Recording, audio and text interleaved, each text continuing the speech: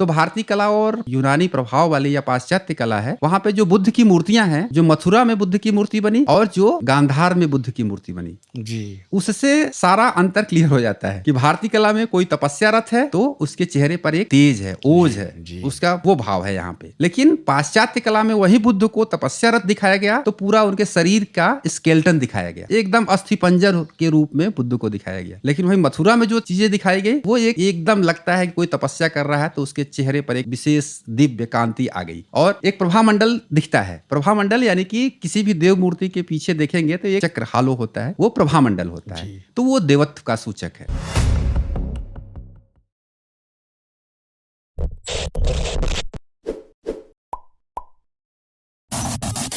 साथियों नमस्कार।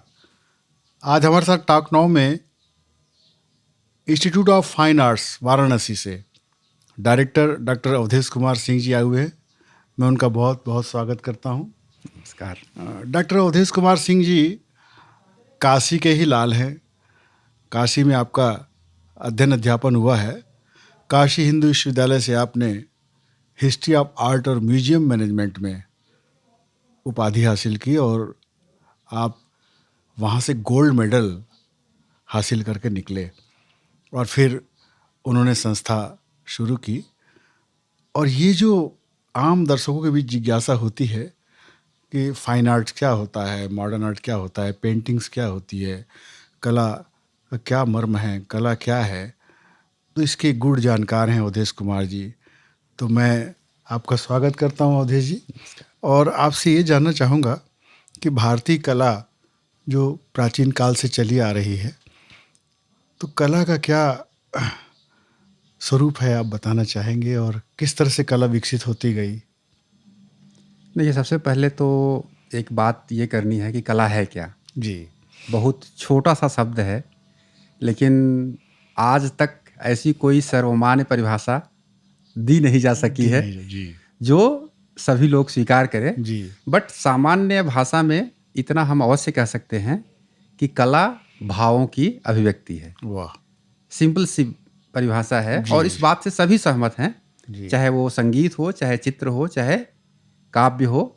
ये इतनी बात मानी जाती है कि कला भावों की अभिव्यक्ति है और वो जो अंदर के भाव हैं वो सामान्य भाव नहीं होते हैं। जी, कोई चीज़ अंदर से बाहर कब निकलता है?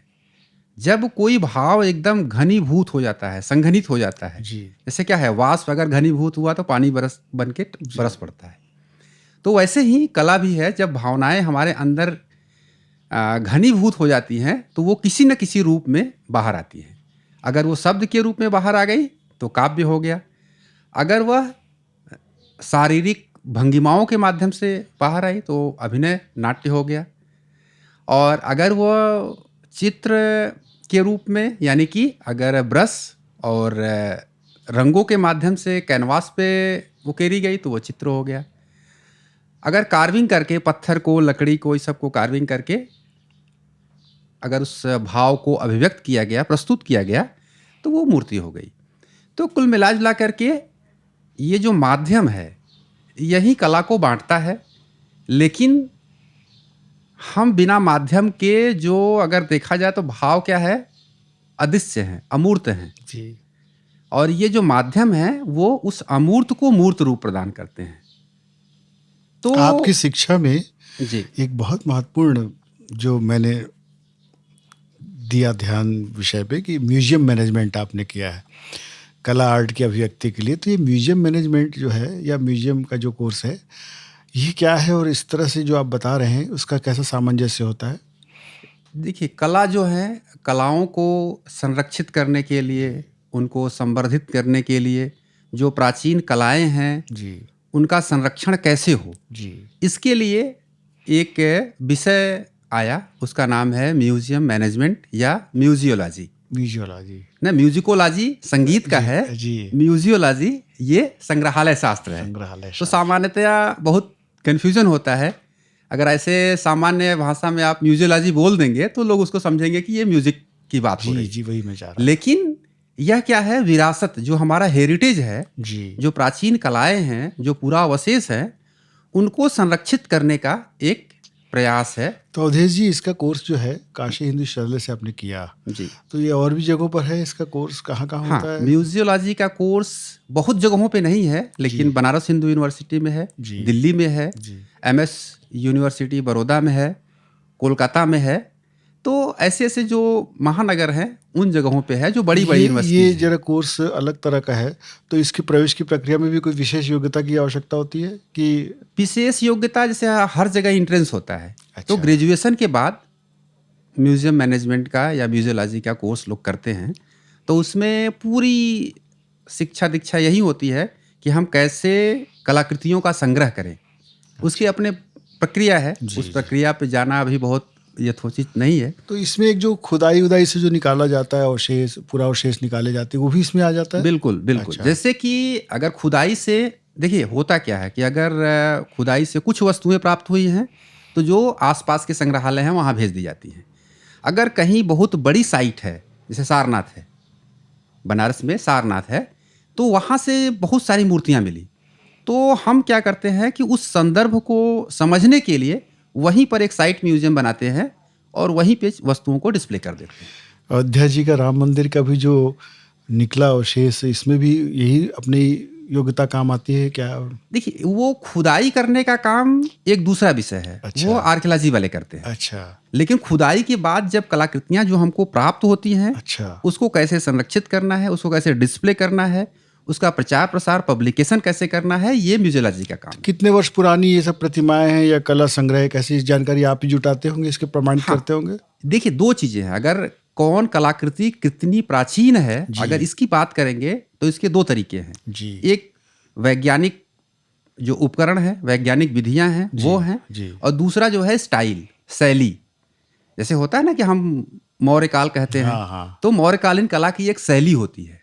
तो जो उस विधा के विशेषज्ञ हैं वो देख करके ये बता देंगे कि ये कलाकृति किस काल की होगी। तो म्यूजियोलॉजी में ये भी बताया जाता है? म्यूजियोलॉजी में ये चीज़ें नहीं बताई जाती हैं। वहाँ फोकस उनके संग्रह, संरक्षण, प्रदर्शन, अच्छा, प्रकाशन, इस पे होता है। लेकिन जो हिस्ट्री ऑफ आर्ट है, वहाँ पर ये चीज़ें विशेष रूप से बताई जाती हैं कि किस शैली की क्या क्या विशेषताएं हैं।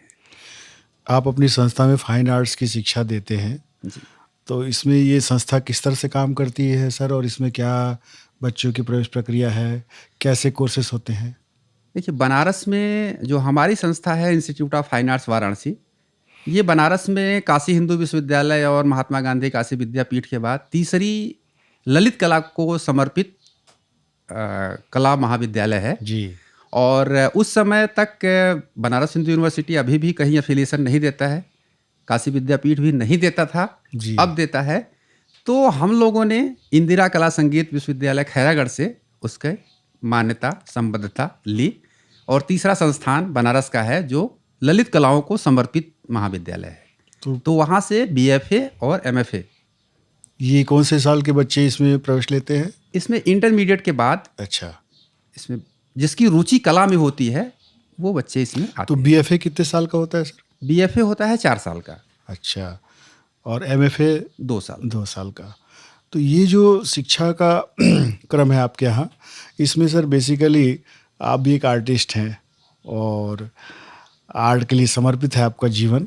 तो इस कला में आप बेसिकली किस तरफ फोकस करते हैं बच्चों को, कि कौन सी कला की ओर उनको प्रेरित करते हैं, या आपका कोई विशेष सिलेबस है, बताना चाहेंगे? देखिए, बेसिकली हम आर्टिस्ट नहीं हैं, हम कला समीक्षक हैं जी। जो कलाकृतियाँ बनती हैं जी। उनकी समीक्षा की जाती है, क्योंकि बिना समीक्षा के कोई भी कलाकृति आगे नहीं बढ़ सकती है। जी। तो जो सिलेबस है वो तो विश्वविद्यालय का सिलेबस होता है, और जो फाइन आर्ट्स का सिलेबस होता है उसमें थ्योरी और प्रैक्टिकल, ये दोनों का कॉम्बिनेशन है। क्योंकि दोनों को जाने बिना हम एक संपूर्ण कलाकार नहीं बन सकते हैं। हम खाली प्रैक्टिस करेंगे तो भी उस ऊंचाई तक नहीं पहुंच पाएंगे, क्योंकि सिद्धांत जानना जरूरी है। तो सिंपल सी बात है कि अगर खाली आप प्रैक्टिस करेंगे तो फिटर बनेंगे, अगर सिद्धांत और अभ्यास दोनों जानेंगे तो इंजीनियर बनेंगे। तो चॉइस आपकी है कि आप क्या बनना चाहते हैं। अवधेश जी, लेकिन एक बात देखिए, समाज में बच्चे जो हैं उन्हें पेंटिंग में बहुत रुचि रहती है। जी प्राथमिक स्तर के बच्चों में पेंटिंग के प्रति बहुत रुचि रहती है और घर के मम्मी पापा से लेकर के स्कूल के टीचर भी खरगोश बनाना, चूहा बनाना, बंदर बनाना, पेड़ झोपड़ियाँ बनाना सिखाते हैं, पर वो बच्चे आगे जा कर के उस पेंटिंग से बिल्कुल अलग हो जाते हैं। ऐसा कोई प्लेटफॉर्म ही नहीं मिलता कि उस पेंटिंग को आगे डेवलप करें। जैसा आपने कहा कि सिद्धांत और अभ्यास की ज़रूरत है, तो आप ज़रा मुझे बताना चाहेंगे कि आपके इंस्टीट्यूट में जो बच्चे एडमिशन लेते हैं वो चित्रकला के ही लिए लेते हैं या अन्य विधाएं भी वहाँ पे बताई जाती हैं? देखिए, आपने जो कहा कि बच्चों की रुचि बहुत होती है और बाद में वो उधर रह जाते हैं, कहीं और चले जाते हैं, जी तो उसके पीछे कहीं न कहीं से हम गार्जियन लोग भी ज़िम्मेदार हैं। जी जो अभिभावक हैं, उनके दिमाग में एक, अब तो वो मान्यता बदल रही है, लेकिन एक जनरल कॉन्सेप्ट था कि बच्चा पढ़ने में ठीक-ठाक है तो उसे आईटी या मेडिकल में भेज दो। बिल्कुल। यही 2 विधाएँ मानी जाती थी, लेकिन वर्तमान समय में वो मिथक टूट रहा है। तो अगर आप देखेंगे तो आजकल इस फील्ड में बहुत सारे लोग हैं और हमारे यहाँ जो है सारे विधाएँ तो नहीं हैं, लेकिन मूर्तिकला और चित्रकला ये विशेष रूप से हैं। फर्स्ट ईयर में सारे विषय पढ़ने पड़ते हैं। जी तो उसमें प्रिंट मेकिंग है, मूर्तिकला है, चित्रकला है, ये सब पढ़ाई करनी पड़ती है और सेकेंड ईयर से स्पेशलाइजेशन शुरू होता है। जी तो ये 4 साल होने का एक ये है कि फर्स्ट ईयर फाउंडेशन होता है, जैसे मेडिकल में है, इंजीनियरिंग में है। जी तो इस तरह से हम बच्चों को उनको शिक्षित करने का प्रयास करते हैं। इसमें जो बात आपने बताई कि मूर्ति कला भी बताई जाती है, अब ये एक भारतीय कला और पाश्चात्य कला एक जो धारणा चल रही है भारत में कि मॉडर्न आर्ट और पुरानी यहाँ की परंपरा जो कला है, इसमें क्या अंतर है सर? और ये मॉडर्न आर्ट का जो विषय है ये भी बहुत लोगों को उलझाता है कि मॉडर्न पेंटिंग्स जो बनती है मॉडर्न आर्ट वाली, वो भी कुछ किस फॉर्म में रहती है और यहाँ के जो ललित कला और चित्रकला के स्वरूप रहे हैं वो अलग रहे हैं। क्या अंतर महसूस होता है इसमें और क्या संभावनाएं दिखती हैं आपको? देखिए, भारतीय कला की अपनी अलग पहचान है, पाश्चात्य कला की अपनी अलग पहचान है। लेकिन चूँकि जब देश पर पाश्चात्य यानी अंग्रेज़ों का शासन रहा तो चीज़ें काफ़ी कुछ मिक्स हुई जी और जो भारतीय कला है उसका जो स्वरूप है, अगर उसको आप देखेंगे, चाहे आप प्री हिस्टोरिक से ले करके आप गुप्ता पीरियड तक अगर आते हैं, जी तो वहाँ पर हर तरह की कलाएँ थी। जी वो मूर्ति कला भी है, चित्रकला भी है, वास्तुकला भी है। आज आप देख सकते हैं कि पूरे देश में कितने सुंदर-सुंदर मंदिर हैं, उन पर कितनी सुंदर-सुंदर मूर्तियाँ हैं जी और उन मूर्तियों पर, मंदिरों पर कितनी सुंदर नक्काशी की गई है। जी चाहे दिलवाड़ा का जैन मंदिर हो, माउंट आबू, वहाँ बिल्कुल, जाकर के देख बिल्कुल। लीजिए। साउथ में होयसल काल के जो मंदिर है, उसमें आप देखेंगे तो पत्थर जैसे सख्त माध्यम में इतनी सुंदर कारीगरी या नक्काशी की गई है कि आश्चर्य होता है कि आज के वैज्ञानिक युग में इतने उपकरणों और टूल्स के साथ भी उतनी बारीक नक्काशी करना असंभव सा लगता है। जी लेकिन तत्कालीन कलाकारों ने किया। तो एक जो भारतीय कला का स्वरूप है वो आदर्शवादी है, जी आइडियलिस्टिक है। तो यहाँ पे चाहे वो आप देखेंगे कला का एक आदर्श स्वरूप की कल्पना की गई और जो पाश्चात्य कला है वो यथार्थवादी है, रियलिस्टिक है। जी तो वहाँ पे कला को माना गया कि एक भौतिक वस्तु है, लेकिन भारत में कला को एक जीवित वस्तु माना गया। तो ये अगर इस बात पे थोड़ा सा ध्यान दे लेंगे तो भारतीय कला और पाश्चात्य कला का अंतर समझ में आएगा। अच्छा क्योंकि यहाँ पे कला में षडंग है, कला के 6 लिम्स हैं, 6 अंग हैं। अच्छा और पाश्चात्य अवधारणा में आएंगे तो वहाँ पे 6 एलिमेंट्स हैं। तो तत्व और अंग, ये 2 शब्द खाली भारतीय कला और पाश्चात्य कला के अंतर को बताने के लिए पर्याप्त हैं कि यहाँ पे कला एक जीवित वस्तु है और पाश्चात्य कला में यथार्थवाद है। तो अगर उसको और मूर्तियों के सहायता से या कला के सहायता से समझना चाहें तो कुषाण काल है। कुषाण काल भारतीय कला का बहुत ही महत्वपूर्ण काल था, जी। जिसमें बहुत सारे अभिनव प्रयोग हुए। भले गुप्त काल को हम शास्त्रीय काल कहते हैं, जी। लेकिन कुषाण काल में अगर आप देखेंगे तो भारतीय कला और जो यूनानी प्रभाव वाली या पाश्चात्य कला है, वहाँ पे जो बुद्ध की मूर्तियाँ हैं, जो मथुरा में बुद्ध की मूर्ति बनी और जो गांधार में बुद्ध की मूर्ति बनी, जी उससे सारा अंतर क्लियर हो जाता है कि भारतीय कला में कोई तपस्यारत है तो उसके चेहरे पर एक तेज है, ओज है, जी। उसका वो भाव है यहाँ पे। लेकिन पाश्चात्य कला में वही बुद्ध को तपस्यारत दिखाया गया तो पूरा उनके शरीर का स्केलेटन दिखाया गया, एकदम अस्थिपंजर के रूप में बुद्ध को दिखाया गया। लेकिन वही मथुरा में जो चीज़ें दिखाई गई वो एकदम लगता है कि कोई तपस्या कर रहा है, तो उसके चेहरे पर एक विशेष दिव्य कांति आ गई और एक प्रभामंडल दिखता है। प्रभामंडल यानी कि किसी भी देव मूर्ति के पीछे देखेंगे तो एक चक्र हालो होता है, वो प्रभामंडल होता है, तो वो देवत्व का सूचक है। तो ये इससे आपको दिख जाएगा। और दूसरी चीज़ अगर ये करेंगे कि अगर आध्यात्मिक सौंदर्य की बात है, भौतिक सौंदर्य भी है। भौतिक सौंदर्य में अगर पाश्चात्य कला में देखेंगे तो वहाँ पे क्या है कि कला जो है वो इंद्रिय ज्ञान है, सेंस परसेप्शन की बात की जाती है जी। लेकिन यहाँ पे क्या है कि कला को आँखों से तो हम देखते हैं, लेकिन उसको आत्मसात करने के लिए अंतर चक्षु की जरूरत पड़ती है जी। तो वो बात आपको थोड़ा सा देखना पड़ेगा। अगर यहाँ पे सौंदर्य को दिखाया गया है तो वहाँ पर कोई एक सहारा लिया गया, एक संदर्भ लिया गया है। अगर नारी के सौंदर्य को दिखाना है, भौतिक सौंदर्य को दिखाना है, तो उसे विविध अवस्थाओं में दिखाया गया है, जैसे अंगड़ाई लेते हुए, अलस कन्या। तो एक उसके पीछे कलाकार का एक उद्देश्य था कि भौतिक सौंदर्य को दिखाना है, लेकिन उसने सीधे कुछ न्यूड या ऐसा कुछ नहीं बनाया। पाश्चात्य कला में आप देखेंगे तो उसमें आपको सीधे सीधे भौतिक रूप में उसको दिखाया गया। लेकिन सर यहाँ पे भी खजुराहो हो या और भी मंदिर हैं, अजंता एलोरा की गुफाएं हैं, मैथुन मूर्तियां बनाई गई हैं। तो इसका क्या मकसद रहा होगा मैथुन मूर्तियां का? देखिए, एक बहुत ही प्रासंगिक और सारगर्भित प्रश्न किया है आपने कि अगर खजुराहो की बात करते हैं तो वहाँ पे जितनी मूर्तियां हैं उसमें से मैथुन मूर्तियां कितनी हैं? जी। 1% भी नहीं होंगी। लेकिन ये हमारा मनोविज्ञान है कि हम वहाँ जाते हैं तो 99 को छोड़ करके एक चीज को देख के आते हैं, वही याद रहता है। नहीं, वहाँ बहुत कम है। केवल खजुराहो की बात नहीं कह रहा मैं, और भी बहुत सी, यहाँ भी कवर्धा में, कबीर धाम में और बहुत से मंदिरों में मैथुन मूर्तियां उकेरी गई हैं बाहर। उसके पीछे का कारण क्या है? जैसे कि क्या है, समाज हमारे यहाँ क्या है, धर्म, अर्थ, काम, मोक्ष, इन तीनों प्रक्रियाओं से गुजरते हुए हम मोक्ष को प्राप्त हो सकते हैं जी। और काम जो है वो जीवन का अंग है, उसे हम छोड़ नहीं सकते हैं, क्योंकि अगर उसे छोड़ देंगे तो सृष्टि, ऊर्जा का बहुत बड़ा स्रोत है वो, सृष्टि का विकास रुक जाएगा। जी जी। तो काम भी समाज के लिए जरूरी है। और आप देखेंगे कि वहां पे जो मूर्तियां हैं वो बाहरी दीवालों पे हैं, अंदर कोई मूर्ति नहीं है इस तरह की। जी। तो उसके कई प्रतीकात्मक अर्थ हैं कि अगर जीवन में है तो ये भी है, लेकिन अगर आपको अंदर जाना है तो इन चीज़ों से मुक्त होना पड़ेगा, इन चीज़ों से ऊपर उठना पड़ेगा, तब जा कर के आपको मोक्ष की प्राप्ति हो सकती है।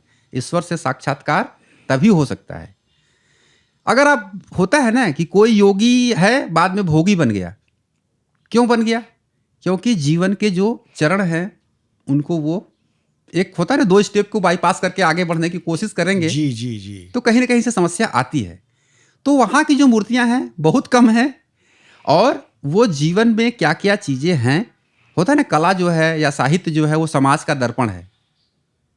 तो बहुत सारी ऐसी अप्राकृतिक मूर्तियाँ भी वहाँ दिखने को मिल जाएंगी। जी जी। ठीक है, क्योंकि तमाम चीज़ें, जैसे मुख मैथुन है या पशु के साथ वो करते हैं, तो उसके पीछे का कारण क्या? समाज में वो चीज़ें कहीं ना कहीं थी, तो समाज पर एक व्यंग भी है, विकृति का। हाँ, कि कलाकार का काम है कि केवल कलाकृति बनाना नहीं, वो समाज सुधारक भी है, यथा स्थिति को भी बताना जो उस समय रहा हो। क्योंकि हर चीज से क्या अच्छाई है क्या बुराई है, जब तक उसका ज्ञान नहीं होगा तब तक हम उससे मुक्त नहीं हो सकते। हम इतनी समृद्ध कला से संपन्न थे अवधेश जी, और फिर आज़ादी के पहले गुलामी के दौर में पाश्चात्य प्रभाव पड़ा। अभी आप वर्तमान में जो बच्चों को सिखा रहे हैं वो फाइन आर्ट्स बता रहे हैं, पर बच्चों के सामने एक चुनौती है, fine arts, commercial art, graphic art. मतलब अब डिजिटलाइजेशन हो रहा है, कंप्यूटर के माध्यम से बहुत ज़्यादा आर्ट को हाईजेक किया जा रहा है। मतलब हर तरह की चीज़ कंप्यूटर से तैयार की जा रही है। फिल्मों के सारे सेट्स, सारे कलाकार अब कंप्यूटर के ग्राफिक में ही बन रहे हैं, सारे सेट्स बन रहे हैं। तो ये 3 त्रिकोणीय संघर्ष में युवा घिरा हुआ है और आपकी संस्था फाइन आर्ट्स पे ज़्यादा जोर देती है, तो कमर्शियल आर्ट और ग्राफिक आर्ट्स, इस पर क्या आपका वो रहता है विचार और कैसे आप उसको प्रेरित करते हैं? तो ये कला जो है किसी भी समय में एकदम निरापद नहीं रही है। जी। संघर्ष हमेशा रहा है। कैमरा आया तब भी कला को चैलेंज किया। तो कला, देखिए सीधी सी बात यह है कि कला जो है वो भावों की अभिव्यक्ति है। और कोई भी, चाहे आप आर्टिफिशियल इंटेलिजेंस या जो भी चीज़ें आएंगी, वो अभी कोई भी ऐसा एआई नहीं आया है जो जिसके अंदर भाव हो, फीलिंग्स हो, इमोशंस हो। तो इमोशन रहित या फीलिंग रहित या भाव रहित चाहे कुछ भी हो, वो निर्जीव लगेगा। लेकिन जो ललित कलाएं हैं, चाहे वो चित्रकला, मूर्तिकला, संगीत हो, उनमें दो चीज़ें हैं। एक क्या है, उसमें क्रिएटिविटी है, एक जो है कौशल है, क्राफ्टमैनशिप है, साधना है। और जो कमर्शियल आर्ट है उसमें जो तकनीकी पक्ष है वो हावी ज़्यादा है। मैं ये नहीं कह रहा हूँ कि उसमें क्रिएटिविटी नहीं है, लेकिन तकनीकी पक्ष उसमें प्रबल है और उसका उद्देश्य क्या है, आर्थिक है। तो लेकिन क्या है सर, आजकल अर्थ केंद्रित समाज है। बिल्कुल, हर पालक अपने बच्चों को पढ़ाते लिखाते समय यही अपेक्षा रखता है कि वो अर्थोपार्जन वाले करियर चुने जिसमें आर्थिक समृद्धि बढ़े, उसको इनकम ज़्यादा हो। तो कमर्शियल आर्ट का निश्चित रूप से महत्व रहेगा। बिल्कुल, युवाओं का रुझान उस तरफ है, तो बिल्कुल। उसमें आप कैसे अंतर महसूस कर पाते हैं और ये कैसा सामंजस्य स्थापित हो, और या उन्हें कमर्शियल में ही आना चाहिए? क्या क्या चाहते हैं आप, क्या नहीं, कहना बिल्कुल। चाहें? देखिए, कमर्शियल आर्ट और जो फाइन आर्ट्स है, जी। दोनों को अलग अलग अब नहीं किया गया है। जी। दोनों को अब काफ़ी, जिस भी संस्थाओं में कला की शिक्षा दी जाती है, वहाँ पर दोनों तरह की कलाएं पढ़ाई जाती हैं। हाँ, ये है कि हर बच्चा जैसे नृत्य क्या तरफ नहीं जाता, जी। हर बच्चा मतलब गायन की तरफ नहीं जाता, हर बच्चा चित्र की तरफ नहीं जाता। सबकी अपनी अपनी रुचि है। तो अपनी रुचि के हिसाब से अपने अपने क्षेत्र में जाएं, जी। और रुचि के हिसाब से जाएंगे, विषय का चयन करेंगे तो आप ज़्यादा ऊंचाई पर जाएंगे। लेकिन अगर ज़बरदस्ती आपकी रुचि कुछ और है, आप कमर्शियल आर्ट में जाएंगे, तो वहाँ पे आपको जो देना है वो नहीं दे पाएंगे। तो सारी कलाएं हैं, किसी में तकनीकी पक्ष ज़्यादा प्रबल है और किसी में भाव पक्ष ज़्यादा प्रबल है। लेकिन तकनीकी पक्ष के माध्यम से भाव पक्ष को भी हाईजेक कर लिया गया एक प्रकार से। कंप्यूटर में सारी चीज़ें आज बन रही हैं, बनाई जा रही, तो क्या लगता है चुनौतियाँ कैसी रहेंगी आगे? देखिए, चुनौतियाँ तो हमेशा से रही हैं, आज भी है और कल भी रहेंगी। आज अभी जो चुनौतियाँ हैं उससे विकट चुनौती आर्टिफिशियल इंटेलिजेंस वाली चुनौती है। जी। ठीक है, जो पेंटिंग हम घंटों में, महीनों में बना रहे हैं, एआई से वो पेंटिंग कुछ मिनटों में बन जाएगी। बन रही है। ठीक है, लेकिन जब भी हमारे साथ कोई समस्या आई है, उन चीज़ों का समाधान ढूंढा जाता है और वो सब चीज़ें चलती रहेंगी। जी। सारे लोग, जिंदगी ही है, वो उसको जीने के लिए संघर्ष करना पड़ता है। तो कला भी अपने रास्ते बनाएंगी और अच्छा रास्ता बनाएगी, भविष्य उसका उज्जवल रहेगा। जी। ऐसी मेरी मान्यता है। और सारी कलाएं अपने आप में उनका अपना महत्व है। किसी का कुछ महत्व है, किसी का अपने अपने क्षेत्र में, सबका महत्व है। तो सारी कलाओं को पढ़ने की ज़रूरत है, पढ़ाने की ज़रूरत है। जिसकी जिसमें रुचि हो उसमें जाने की ज़रूरत है, तभी अच्छा होगा। कला का भला होगा, कलाकार का भला होगा। आप पेंटिंग करते हैं? मैं बेसिकली आर्ट क्रिटिक हूँ। अच्छा। पेंटिंग मैं करता नहीं। मैं जो चित्र है, जो कलाएं हैं, उनका विश्लेषण करने का काम करता हूँ। तो जो हिस्ट्री ऑफ आर्ट, एस्थेटिक्स अभी ललित कला के क्षेत्र में है, उसे अध्ययन अध्यापन का काम करता हूँ। तो चित्र सही बना है कि नहीं बना है, क्या है, ये सब चीज़ें हम लोग। तो संस्था में सर अन्य टीचर जो पढ़ाते होंगे, वो पेंटिंग्स मतलब कौन कौन सी पेंटिंग, आइल है, वाटर कलर है, या कैसा कैसा वो क्या रहता है उसका बताएंगे? बहुत बहुत सारी विधाएं हैं। खाली हम कहते हैं कि चित्रकला है, तो चित्रकला एक बहुत छोटा सा शब्द लग रहा है, लेकिन जी। उसकी दुनिया बहुत बड़ी है और आप उसमें जितना जाएंगे उतना कम लगेगा ना। तो लियोनार्डो जैसा कलाकार जीवन के अंत में कह के गया कि मैं मानवता के साथ न्याय नहीं कर पाया, क्योंकि मैं वो कला को उस ऊंचाई तक नहीं ले जा पाया जिस तक मुझे ले जाना था। तो जब उस जैसा कलाकार ये बात कह सकता है तो बाकी और खुद ही समझ सकते हैं कि क्या करना है और क्या कहना है। तो इसमें बहुत सारी चीज़ें हैं। जैसे आप पेंसिल से शुरू करते हैं। शुरू में जब बच्चे आते हैं तो 2 घंटे में स्टिल लाइफ बना देते हैं। 6 महीने बाद वो पूरा दिन उनके लिए कम पड़ जाता है। तो अब इसको क्या कहा जाए कि यहाँ आकर के उनका जो विकास था वो कम हो गया या और वो विकसित हो गए। तो जो चीज़ें छोटी छोटी चीज़ें हैं, बारीकियाँ हैं, उनको वो जब समझेंगे। आप कहते हैं ना कि कला की दृष्टि से कि कोई सांवला है, कोई गोरा है। कला की दृष्टि से जब देखेंगे तो एक चेहरे पर कितनी लाइट्स हैं। हम एक दूसरे को देख रहे हैं। आप ऐसे देखे होंगे तो वो बातें नहीं, लेकिन अगर आप थोड़ा सा ध्यान से देखिए तो मेरे चेहरे पर कितने तरह के शेड्स आपको दिख रहे होंगे। बिल्कुल। इन छोटे छोटे शेड्स को पकड़ना है, वाह। तभी जा करके वो भाव निकलेगा। और भाव को दिखाने के लिए भंगिमा का सहारा लेते हैं। भाव जो है वो मन का विकार है। मन का विकार से मतलब ये है कि विकार को सामान्यतया बुराई के अर्थ में लेते हैं, नकारात्मक अर्थ में लेते हैं। लेकिन विकार से मतलब क्या है? अवस्था परिवर्तन। मन क्या है? बेसिकली शांत है, लेकिन कहते हैं कि लोग मन चंचल है। जी, जी। ऐसा होता नहीं है। मन तो एकदम शांत है, लेकिन जैसे ही मन में कोई भाव आते हैं उसमें एक हलचल होती है। और जो वो हलचल होती है वो अदृश्य है। तो वो हलचल जो है वो शारीरिक भंगिमाओं के माध्यम से हमको दिखती है। होता है ना, कोई मुस्कुरा रहा है तो कौन सी सरल मुस्कान है, कौन सी कुटिल मुस्कान है। तो जो भंगिमाएं हैं, भंगिमा से मतलब शरीर के अवस्था परिवर्तन या शरीर के विकार से है। और कलाकार को उन भंगिमाओं को समझना पड़ेगा। हाथों की भंगिमाएं हैं, आंखों की भंगिमाएं हैं, शरीर की भंगिमाएं हैं। समभंग, द्विभंग, त्रिभंग कहते हैं ना। त्रिभंगी लाल कृष्ण जी को सारे लोग कहते हैं। कुछ लोग कृष्ण जी कहते हैं, कुछ त्रिभंगी लाल बोलते हैं। आप बाबा विश्वनाथ जी की नगरी से हैं जी। और बाबा विश्वनाथ जी की नगरी में तो कला, संस्कृति, संगीत, साहित्य समृद्ध रहा है शुरू से। तो वहाँ तो आर्थिक रूप से भी युवाओं को काफ़ी उम्मीदें हैं वहाँ जो पढ़ते लिखते हैं। तो क्या लगता है सर, आ जाते जाते आप बताएं हमारे युवाओं को कि उन्हें क्या करना चाहिए इस दिशा में, अगर आर्ट में रुचि रखते हैं तो आप संदेश कुछ ऐसा दें कि वो भी कला के क्षेत्र में बहुत अवसर हैं। और अब जो है देखिए, अगर बीएफए किए हैं, 4 साल समय दे रहे हैं, तो क्या क्या कर सकते हैं, थोड़ी सी उसकी बात कर लेनी ज़रूरी है। एक क्या है कि अगर कोई सफल आर्टिस्ट हो गया, ठीक है, क्लास में 100 बच्चे हैं तो सभी सफल आर्टिस्ट उस लेवल के आर्टिस्ट नहीं हो सकते हैं। जी।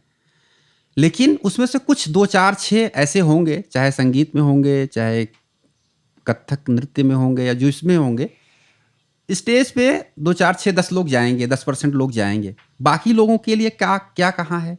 तो दूसरी जो सबसे बड़ी उनके लिए अवसर है वो है कि शिक्षा के क्षेत्र में, अध्यापन के क्षेत्र में। जी। आजकल प्राइमरी लेवल से लेकर के या एलकेजी से लेकर के हायर एजुकेशन तक कला के शिक्षक की नियुक्ति होती है। जी। तो प्राइमरी से लेकर के इंटरमीडिएट तक जो बीएफए के लोग हैं उनको बीएड की जरूरत नहीं पड़ती।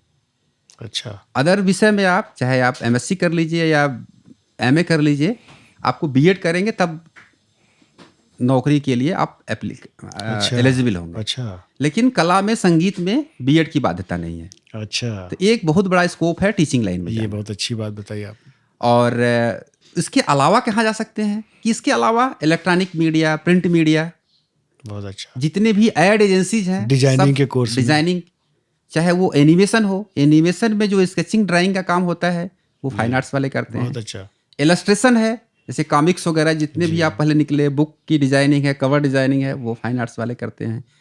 फिल्म इंडस्ट्री और सिनेमा में भी फाइन आर्ट्स का बहुत महत्व है। हर फिल्म में एक आर्ट डायरेक्टर होता है। जी। डायरेक्टर के अलावा एक आर्ट डायरेक्टर होता है जो सेट की डिजाइनिंग से लेकर के पूरा काम देखते हैं, और उसके साथ एक पूरी टीम होती है। तो उसमें भी है, चाहे वो फोटोग्राफी से लेकर के, संगीत से लेकर के, सब फाइन आर्ट से जुड़ा हुआ है। और चाहे हम आजकल सारे लोग, जितने भी लोग हैं, सिरामिक इंडस्ट्रीज है, जी उस फील्ड में भी आप जा सकते हैं। टेक्सटाइल इंडस्ट्री इतनी बड़ी है। जी तो बस ये है कि अगर आपके केवल पेंसिल में दम है तो आप लाखों कमा सकते हैं महीने क्या में। बात है, बहुत अच्छी पेंसिल बात, में खाली दम है, बहुत अच्छी बात। बाकी चीजें मैं कुछ नहीं कहता हूं कि अगर पेंसिल में आपके दम है तो आप लाखों कमा सकते हैं। वाह, तो फाइन आर्ट्स में संभावनाएं बहुत हैं, बशर्ते संभावनाएं तभी फलीभूत होंगी जब मेहनत करेंगे। क्योंकि कहीं भी जब तक वो क्वालिटी नहीं रहेगी, स्थान नहीं मिल पाएगा।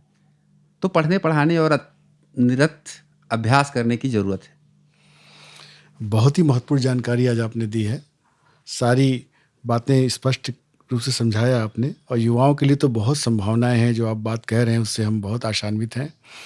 तो साथियों, आप सबका बहुत बहुत धन्यवाद, और अवधेश सर आपका भी बहुत बहुत धन्यवाद।